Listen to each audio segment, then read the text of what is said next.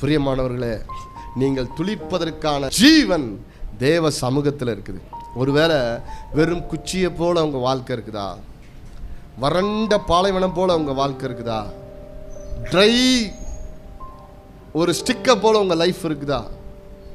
அந்த ட்ரை ஸ்டிக்கில் ஒரு ஜீவனை கர்த்தர் முளைக்க பண்ணுகிறதற்கு வல்லமையுள்ளவராக இருக்கிறார். ஹல்லேலூயா, ஆமென். அந்த ட்ரை ஸ்டிக்கில் அந்த முளைத்து அது பூத்து காய்த்து கனிகளை கொடுக்க போதாங்க. ஒருவேளை வறண்ட நிலைமையில, இங்கே வெறுமையான நிலைமையில, நம்பிக்கையற்ற நிலைமையில அப்படியே நீங்கள் இங்கே உட்கார்ந்துருக்கலாம். கர்த்தர் உங்களை என்கரேஜ் பண்ணுறார். கர்த்தர் உங்களை நம்பிக்கை உண்டு பண்ணுகிறார். நான் உன்னை தேவனுடைய பிள்ளையாய் அழைத்த அழைப்பு மாறாது. நான் உன்னை தேவனுடைய புத்திரனாய் அழைத்த அழைப்பு மாறாது. நான் உன்மேலே நான் அழைத்த அழைப்பை ஒரு நாள் எதுவும் மாற்றாது.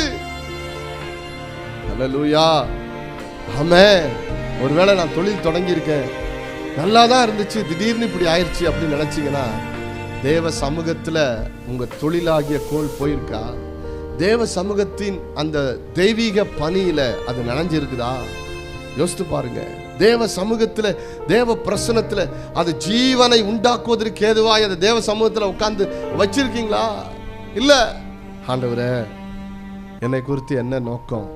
ஆண்டவருடைய சமூகத்தில் இருக்கிற அந்த தெய்வீக ஆசீர்வாதத்தின் பணியை, தெய்வீக ஆசீர்வாதத்தின் ஜீவனை தேவ சமூகத்தில் இருந்து தான் நம்ம பெற்றுக்கொள்ள முடியும். தேவ சமூகம் தான் நம்மை துளிர்க்க வைக்கும். எத்தனை பேருக்கு நான் பேசுறது புரியுது? ஹல்லேலூயா.